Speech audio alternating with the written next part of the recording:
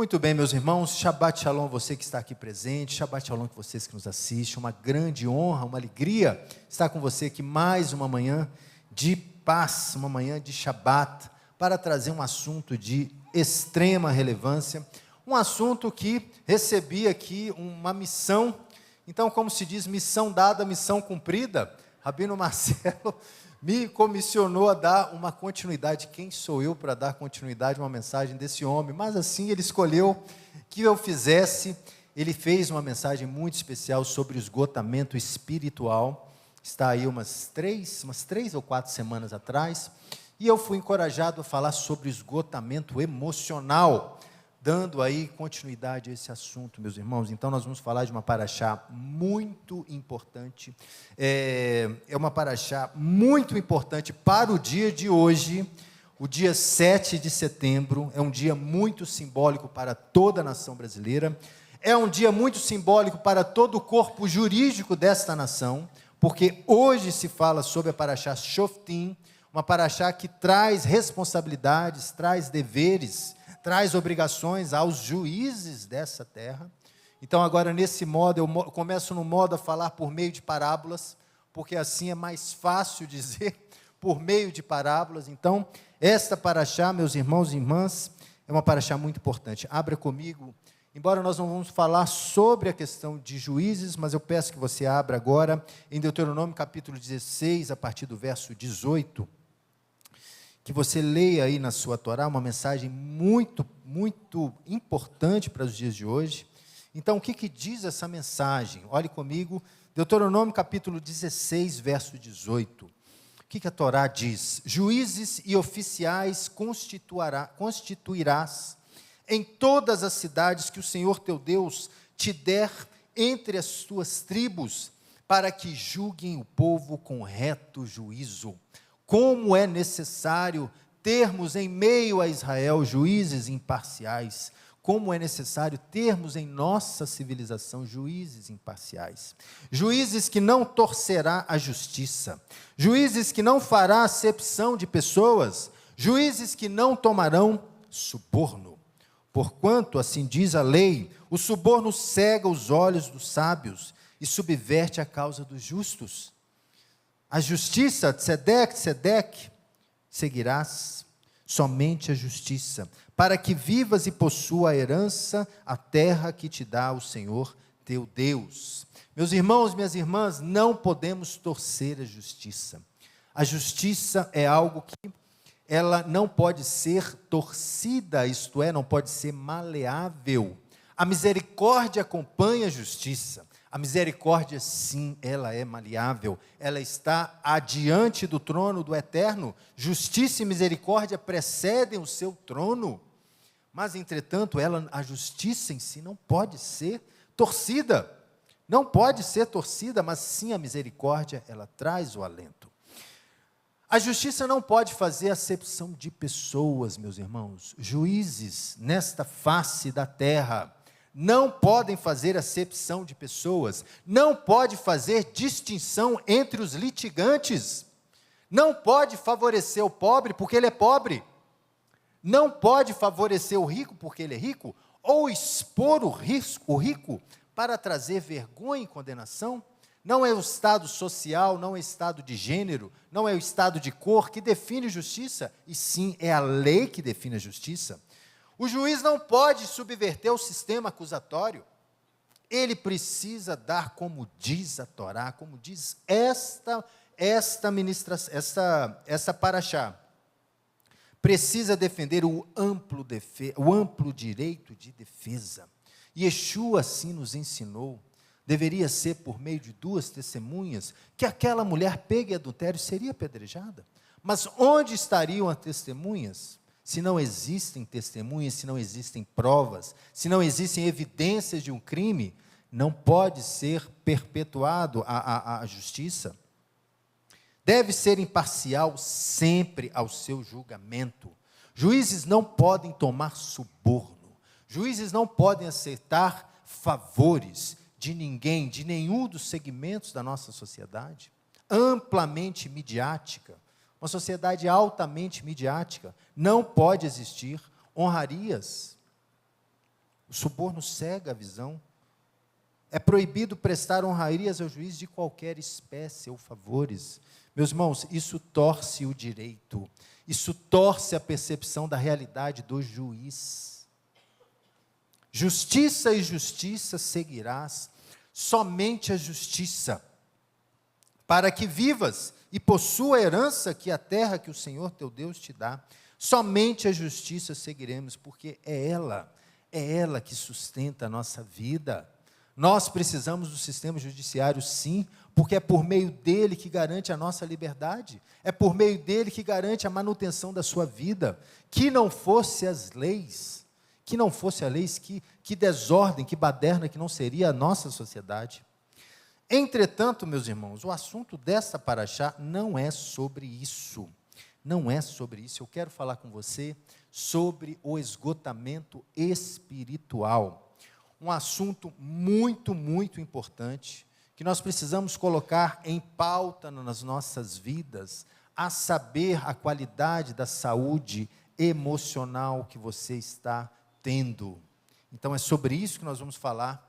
Podemos falar facilmente sobre o esgotamento espiritual de uma maneira muito fútil. Às vezes existem coisas tão banais, coisas tão simplórias, que sofremos horrores. Sofremos horrores. Podemos facilmente esgotar emocionalmente por coisas tão fúteis no nosso dia.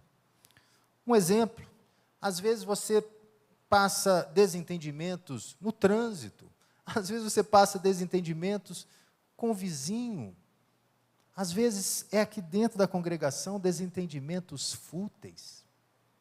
E isso abala o nosso emocional, eu creio.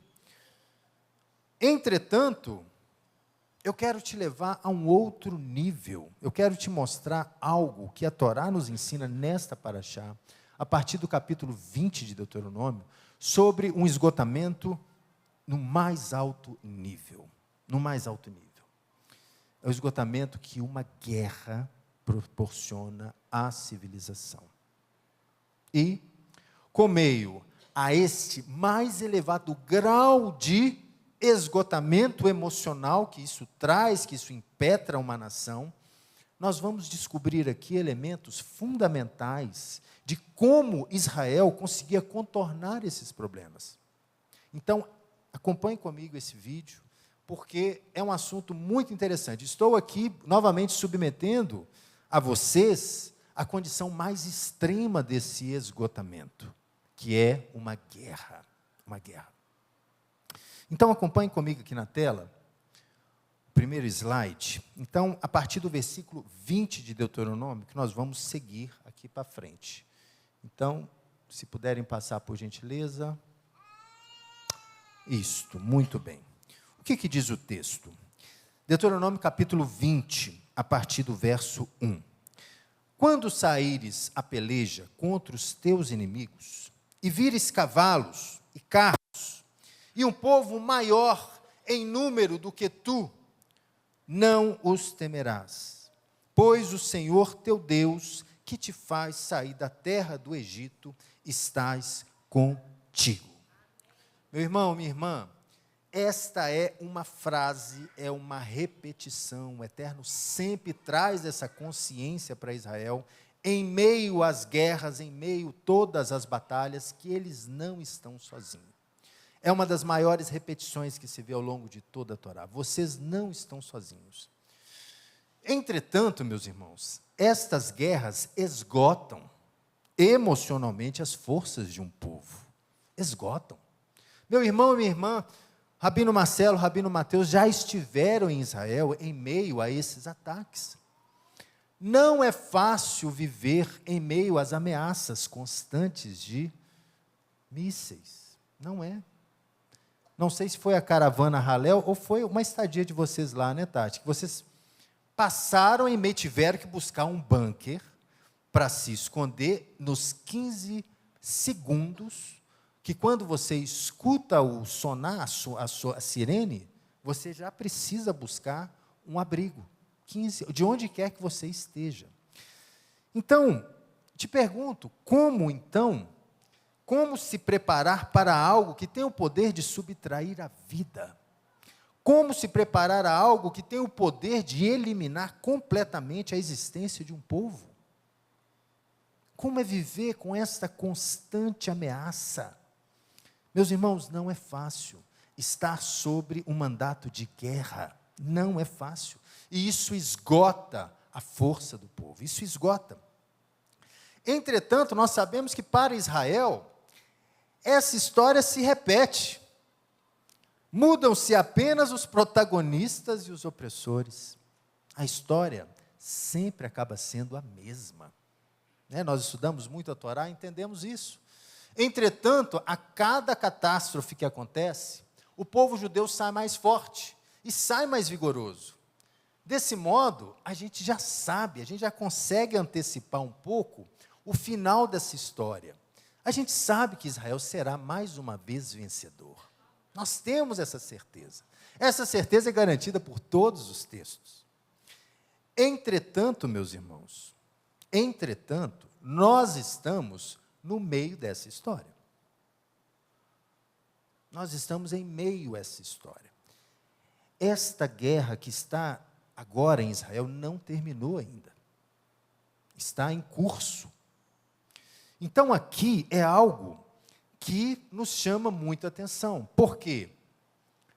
Esta vitória que nós estamos ansiando, orando todos os dias nas nossas casas, essa vitória ainda não aconteceu aos nossos olhos.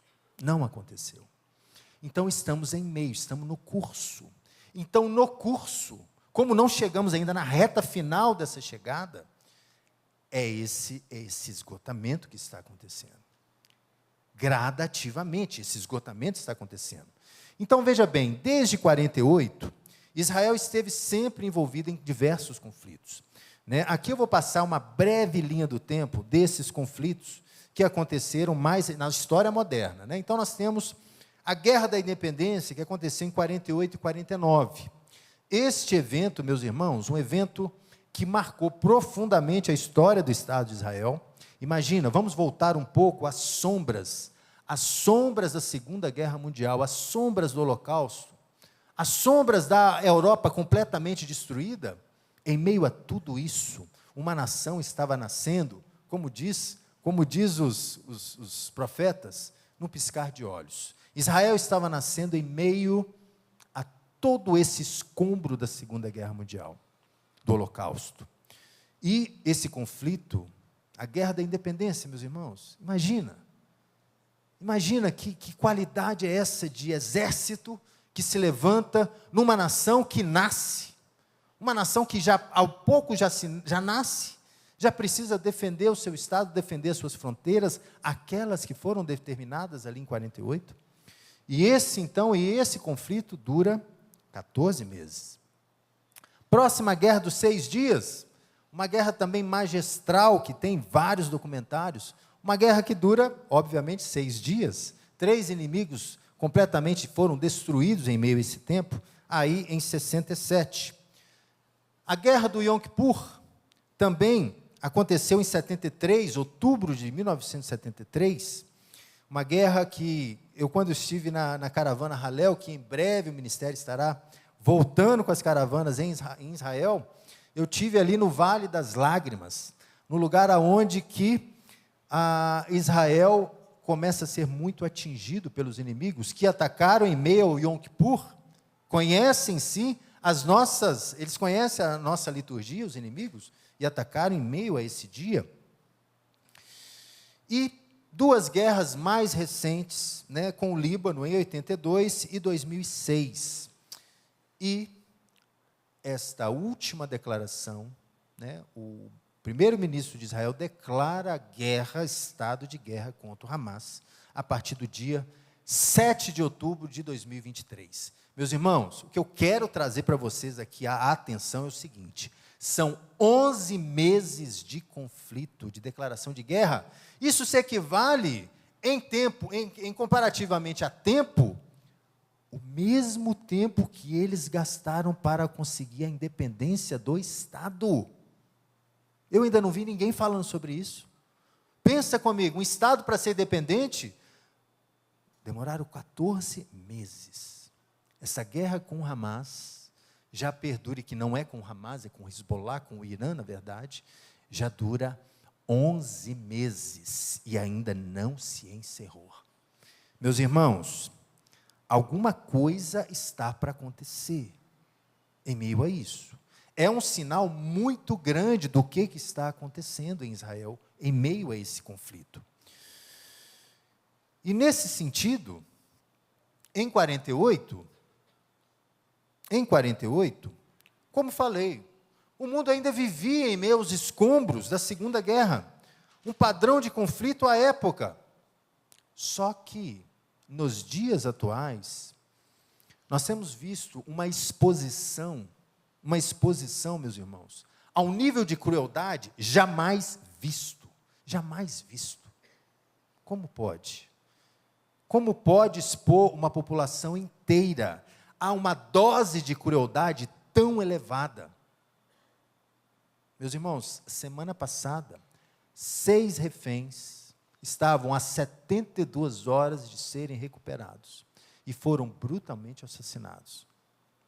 Eles fizeram a gravação primeira de vídeos, trazendo, esses reféns trazendo mensagens muito difíceis para serem recebidas, primeiramente pelo governo de Israel, e foram brutalmente assassinados, 72 horas antes para serem liberados.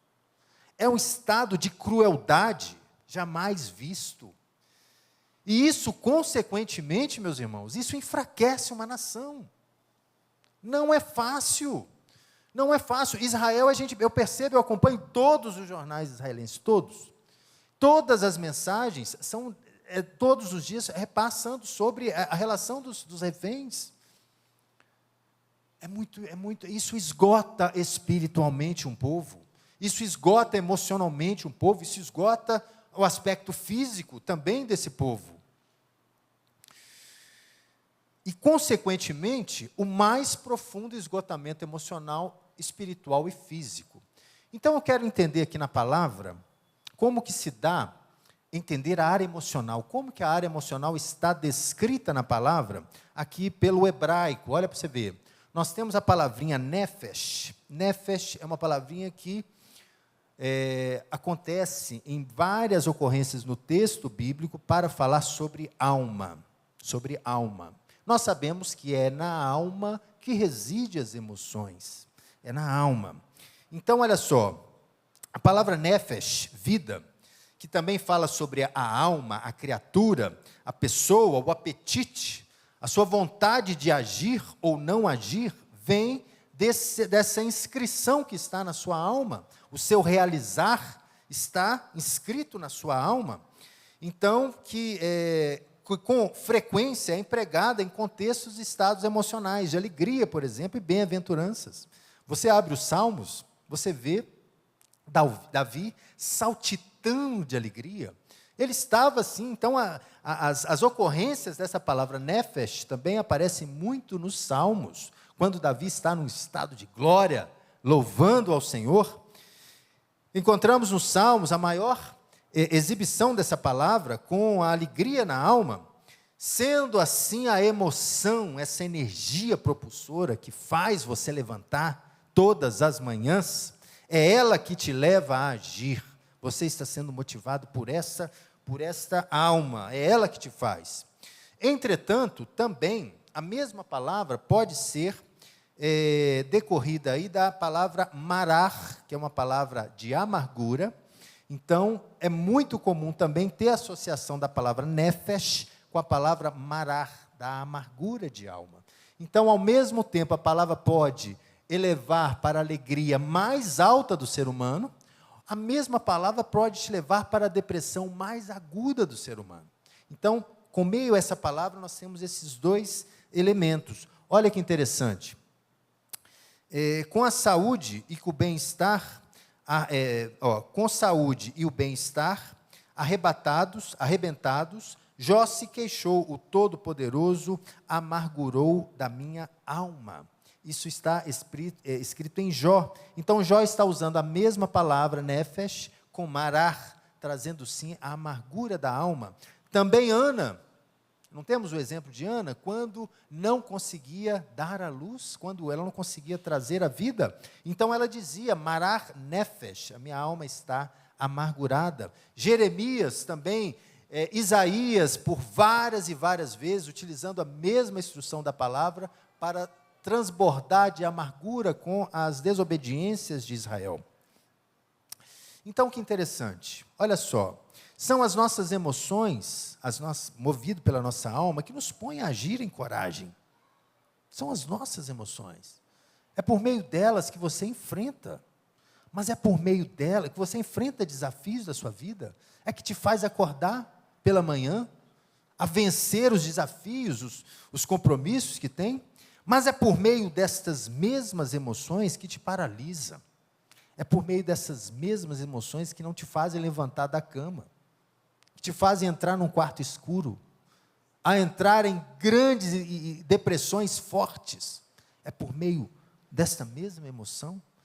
São as nossas emoções que nos fazem saltar de alegria, mas também são as emoções que nos fazem entrar em depressões profundas. Aí eu quero te fazer uma pergunta. Nesse sentido, quem está habilitado para discernir os problemas emocionais dos problemas espirituais? Quem está habilitado a fazer esta distinção? Quero chamar aqui a atenção para esse texto que está em Hebreus capítulo 4, verso 12. O que diz a palavra, meus irmãos? O que diz a palavra? Porque a palavra do Senhor é viva e eficaz e mais cortante do que qualquer espada de 2 gumes. Ela penetra até o ponto de dividir a alma do espírito, juntas e medulas. A palavra do Senhor é apta para discernir pensamentos e propósitos do coração. Então eu te pergunto, quem que está habilitado para fazer este corte preciso entre a alma e o espírito? A palavra usada por meios dos sacerdotes. Então, meu irmão e minha irmã, olhe para o irmão do seu lado e fala assim, que bom que eu estou aqui, que bom que eu estou na Har Sion, que bom que eu tenho sacerdotes, que eu tenho presbíteros, que eu tenho diáconos, hábeis, mais que eficientes em manejar a palavra, de fazer corte preciso, de separar a alma do espírito, de identificar problemas emocionais, de identificar problemas espirituais. É o sacerdote que faz essa distinção. Olha que interessante. Como que os soldados de Israel se fortaleciam para enfrentar as batalhas? Como que eles superavam o esgotamento emocional em meio às guerras? Qual que é a resposta? Unindo as duas áreas, o espiritual e o emocional. Esta paraxá dá essa pista. Como que o sacerdote, ele tinha uma função de guerra, utilizada à frente da batalha, para trazer essa dimensão dos soldados, de todos os combatentes. Era o sumo sacerdote, o sacerdote, ele tinha uma função especial. Olha que interessante o texto. Vamos voltar para para Deuteronômio capítulo 20. Olha só o texto, o que diz. Quando vos chegardes à peleja, Deuteronômio capítulo 20, verso 2, o sacerdote se adiantará e falará ao povo e dir-lhe-á, ouve, ó Israel, hoje vos achegais à peleja contra os vossos inimigos, que não amoleça o vosso coração, não tenhais medo, não apressais, nem vos aterrorizais diante deles, pois o Senhor vosso Deus é que vai adiante de vós, a pelejar contra os vossos inimigos para vos salvar. Existia uma figura sacerdotal que fazia esta menção. É por isso que eu trouxe aqui a dimensão da nossa querida Ana Carolina, nossa medalhista de ouro, porque ela estava usando também das mesmas palavras. Diante de um combate, lance a palavra. Shema Israel. Ou a bênção arônica, lance, está diante de um conflito, lance a palavra. O sacerdote fazia isso. E olha que interessante, esse sacerdote, ele tinha uma categoria especial. Ele era chamado de Kohen Malchut Milhamah, que era o quê? Era o sacerdote ungido de guerra. Existia um encargo, meu irmão. E hoje, muitos e muitos vídeos que eu vejo em Israel, existem muitos rabinos que estão à frente, trazendo mensagem de conforto e coragem para os soldados, os combatentes. Então, olha que interessante, o sacerdote que falava essas palavras era denominado Kohen Malchut Milhamah, sacerdote ungido de guerra. Antes de sair à guerra, ele pronunciava as palavras dos versículos Shema Israel. Olha que bênção. Sua função era qual? Era uma função clara. Sua função era capacitar os soldados nas situações mais difíceis, para serem enfrentadas pelos inimigos quando se apresentavam mais numerosos e poderosos. Lembra o início desse versículo? O início desse versículo diz isso: Israel, por maiores que sejam os seus inimigos, por maiores que sejam os carros, os cavaleiros, isso não faz diferença nenhuma para vocês, porque é eu que estou na sua retaguarda. Vocês podem ter também tanques, inteligência, mas é eu que estou na sua retaguarda. Na sua retaguarda. Este sacerdote, antes de cada batalha, este Kohen especial, em sua fronte era despejado um óleo especial, usado para os Kohanim Gedolim, sumos sacerdotes e reis. Seu trabalho era o de encorajar os soldados judeus e lembrar-os que Deus estava sempre com eles, guardando sempre nas suas mitzvot. Então, meus irmãos, o que é interessante entender?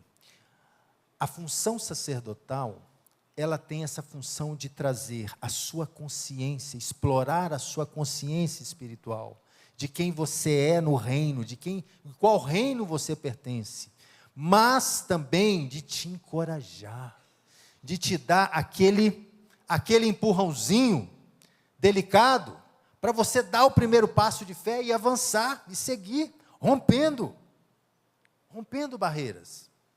Olha o que a Haftará dessa semana diz. Isaías capítulo 51. Eu é que sou aquele que vos consola. Quem, pois, és tu para que temas o homem que é mortal? Quem é você, Har-Sion, para temer o homem que é mortal? Ou o filho do homem que não passa de uma erva? Quem és tu que esquece do Senhor, que te criou, que te estabeleceu os céus e fundou a terra, e temes continuamente todo dia o furor do tirano, que se prepara para destruir? Onde está o furor do tirano? Palavra de Deus, meu irmão, para você. Aonde está o furor do tirano que te assedia, que tira a sua paz? Aonde que ele está? O exilado, cativo, depressa será libertado. Lá não morrerás. Lá ele não descerá à sepultura. O seu pão não lhe faltará. Senhor, ainda temos 105 no cativeiro. Liberta-nos. Liberta-nos. Senhor, ainda tem filhos aqui na Har-Sion, precisando de sair das drogas. Liberta-nos. Senhor, liberta. Traga sim, meu Pai. Traga sim, de volta à vida. Senhor, desperta. Espera aí. Só voltar mais um pouquinho. Isto. Desperta. Espera aí, voltei mais. Mais um para frente. Aí. Desperta, desperta, Jerusalém, que da mão do Senhor bebeste o cálice da sua ira, o cálice de atormentamento, de atordoamento, e o esgostaste. Os teus filhos já desmaiaram, jazem as estradas de todos os caminhos, como um antílope na rede, estão cheios da ira do Senhor e da repreensão de Deus. Pelo que agora ouve isso, ó tu que estás aflita, embriagada, mas não de vinho, Senhor, liberta. Estamos 105, existem 105 no seu cativeiro. Fortalece-os. Fortalece a Heart Sion, Senhor, naquilo que eles precisam, naquilo que os teus membros precisam. Desperta, desperta. Reveste-te da tua fortaleza, ó Sião. Reveste das tuas forças, das suas roupagens formosas, ó Jerusalém, cidade santa, porque não mais entrará em ti um incircunciso nem imundo. Sacode-te o pó, levanta-te e toma o assento, ó Jerusalém. Solta-te das cadeias do teu pescoço, ó filha de Sião. Senhor, ainda temos 105 no cativeiro, liberta-nos, liberta-nos. No nome santo de Yeshua, no nome santo do Senhor. Deus não quer que contemplemos apenas, que contemos apenas com os milagres, meus irmãos. É para isso que Ele nos concede inteligência, capacidade, sabedoria, inteligência, para fazer muito mais, muito mais. Daí a necessidade de se organizar um exército.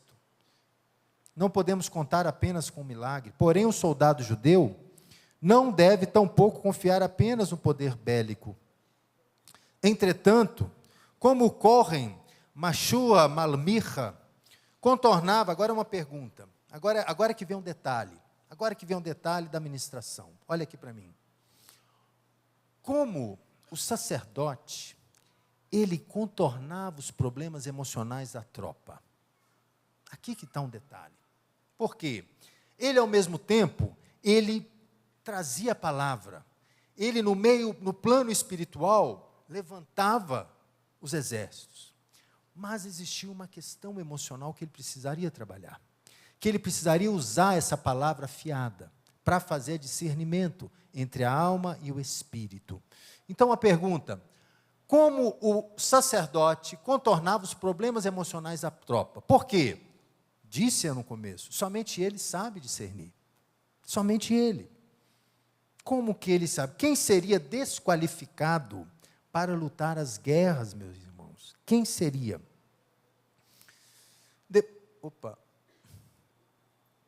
Agora está muito rápido. Isso. Depois de encorajar os soldados, o sacerdote anunciava determinados grupos de pessoas que eram proibidos a lutar. Olha que interessante. Olha como é que a palavra, ela é maravilhosa. Então, vamos separar aqui 3 grupos. 3 grupos não estavam autorizados a entrar na guerra. Quais seriam as exceções? Olha que interessante. Acompanhe comigo o primeiro grupo. O primeiro grupo, pessoal, são daqueles soldados que recentemente edificaram uma casa. Olha o que diz o texto. Olha que interessante. Deuteronômio capítulo 20, versículo 8. Os oficiais falarão ao povo dizendo: qual é o homem que edificou uma casa nova e ainda não a consagrou? Vá, torne-se para casa, para que não morra na peleja e outrem a consagre. Olha que interessante. Ele faz, diante da apresentação das tropas, ele faz essa pergunta: quem aqui consagrou uma casa? Quem aqui edificou um lar recentemente? Pense comigo, imagine um soldado que é chamado para estar à guerra exatamente antes da edificação do seu lar. O seu coração vai estar dividido. É natural, meus irmãos. É natural as coisas da terra, as coisas da casa, essas coisas da nossa vida natural. É natural que essas coisas balancem o nosso coração. E o sacerdote, ele tem essa habilidade de fazer esse discernimento. É natural. Olha que interessante. Seu coração vai estar dividido. Ele pode cogitar nos seus pensamentos que talvez nunca voltaria para aquele lar. Ele provavelmente não conseguiria se concentrar em lutar bravamente. Qual que é a primeira lição que eu aprendo com esta mensagem? respeite as suas emoções. Respeite. Você não é tão forte quanto parece. Sabia? Nós não somos tão poderosos quanto parecemos. Nós temos fraquezas, nós temos debilidades na emoção. Imagina, Israel em meio a todo esse caos que tem vivido, essa erupção, é uma erupção social, meus irmãos. É uma guerra que está acontecendo dentro do território, existindo uma luta contra o governo de Benjamin Netanyahu. É uma guerra que ele está enfrentando para fora do Estado. É uma guerra que ele está enfrentando a todo o redor. Não é fácil. Então, existem questões que desabilitam emocionalmente a assumir determinados cargos. Respeite. Qual que é o segundo grupo? Olha que interessante. O segundo grupo é daqueles que plantaram uma vinha.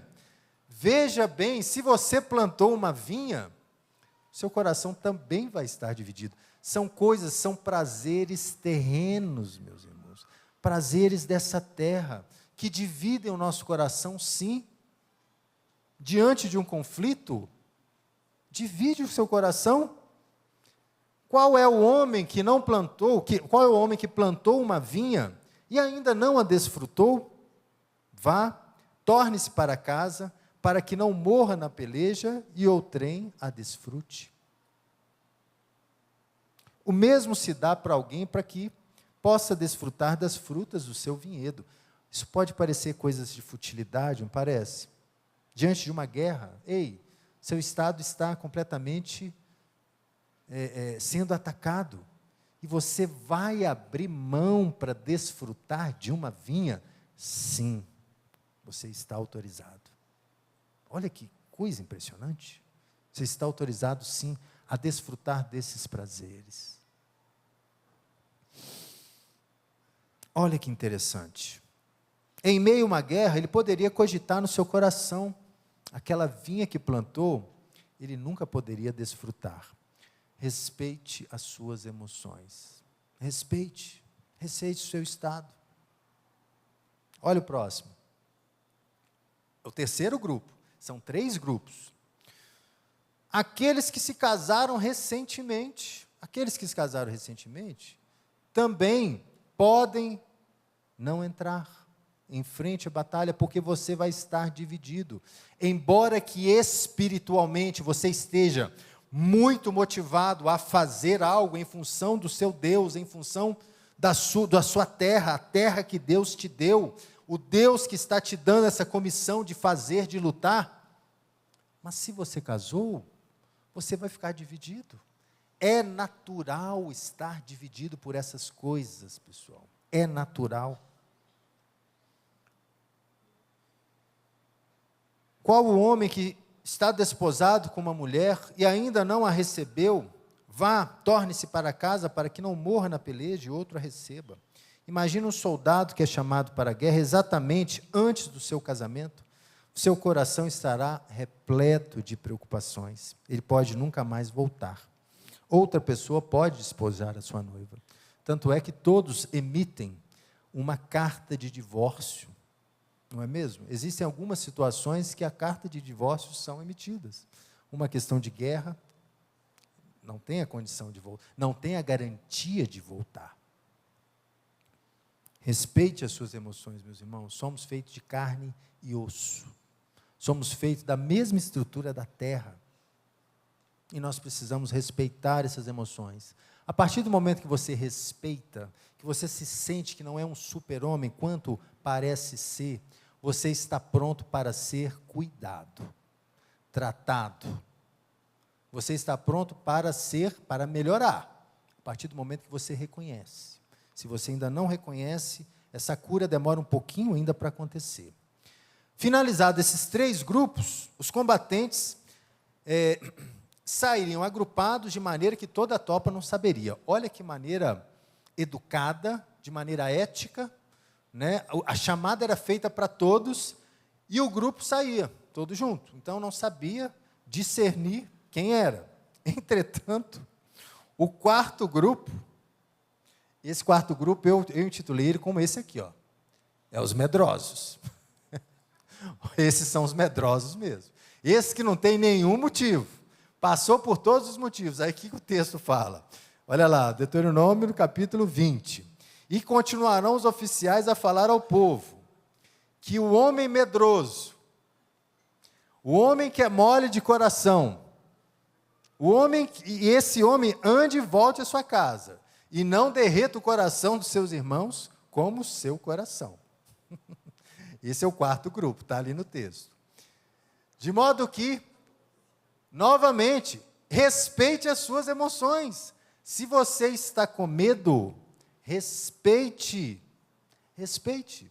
Porque você vai ser, no caso de uma guerra, vai ser feito, vai dar muito mais trabalho lá. Se você está com medo de algo, respeite, porque o medo, ele pode te salvar. Ele pode te salvar. Entende, meus irmãos, como que as coisas estão juntas? Estão juntas. Todas as emoções, meus irmãos, todas as emoções são legítimas. É isso que eu quero trazer para você, essa consciência.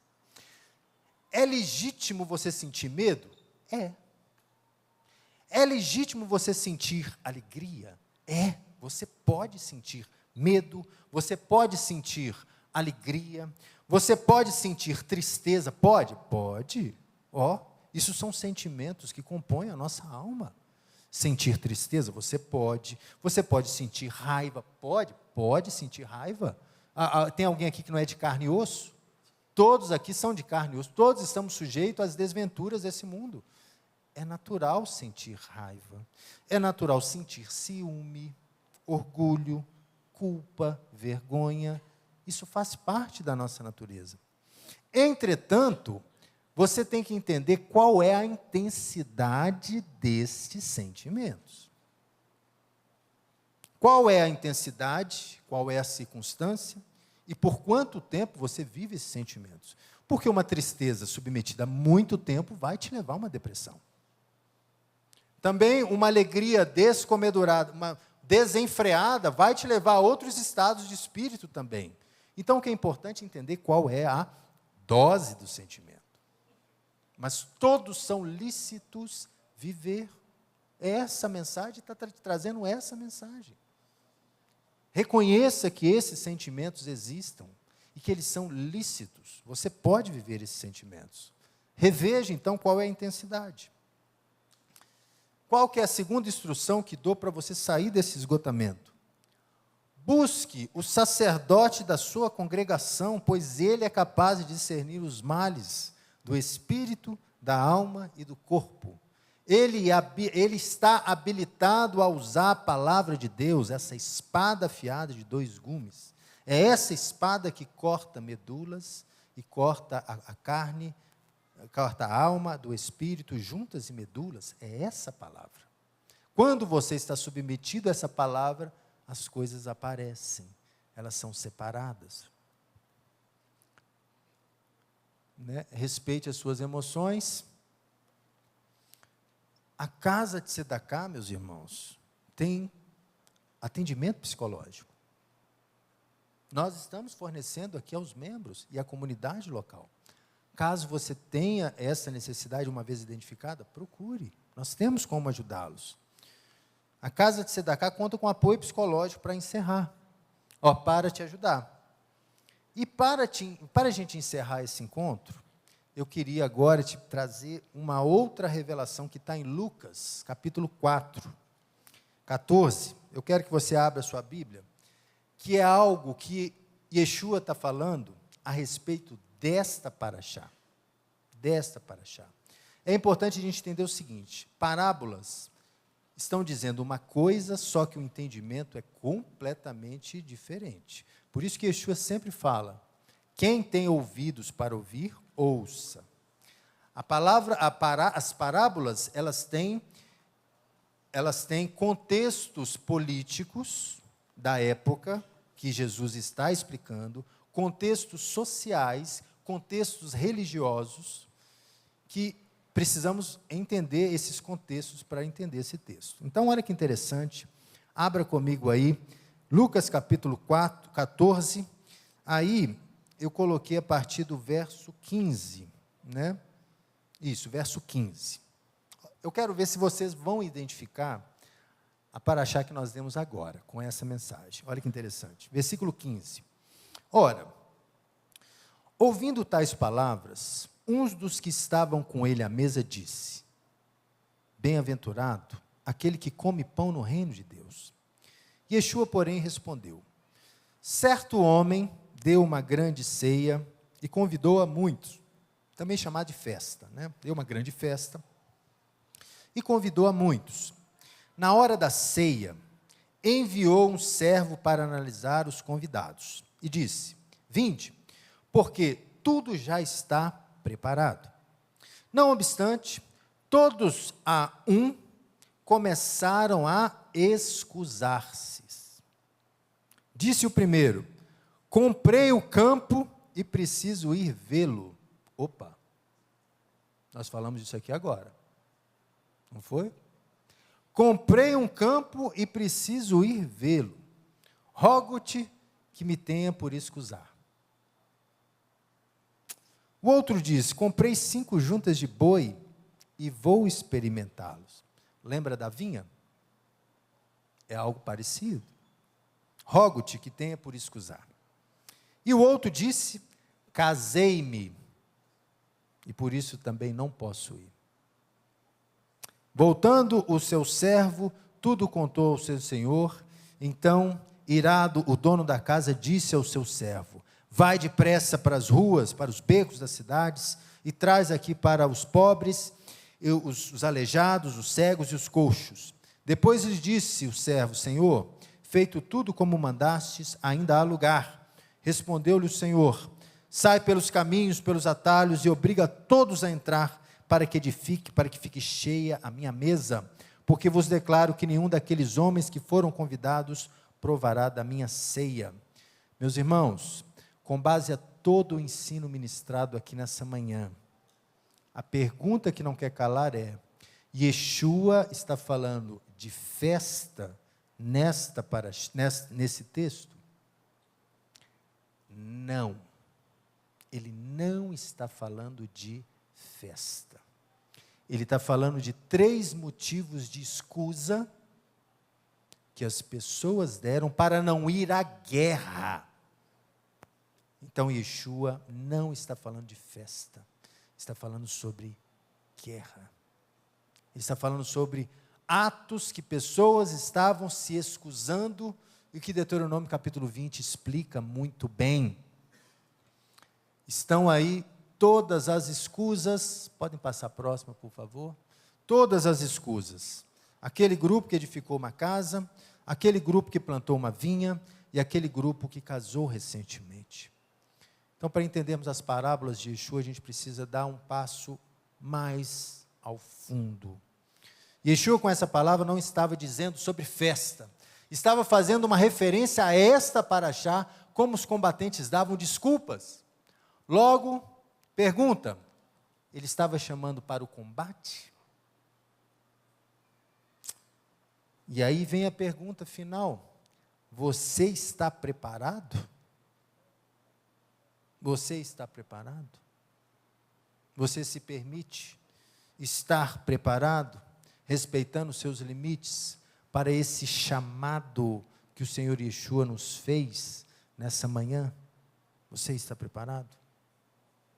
Encerro aqui essa mensagem, declarando um Shabbat Shalom, um Shabbat de paz, trazendo sim essa consciência, para que você traga essa dimensão. Está preparado para os tempos vindouros? Se você gostou e foi abençoado com esse estudo, inscreva-se em nosso canal do YouTube. Considere também ser um mantenedor do trabalho do Ensinando de Sião no Brasil, Israel e no mundo. Doações e contribuições podem ser feitas através do link na descrição desse vídeo. Um grande abraço e Shalom, Shalom.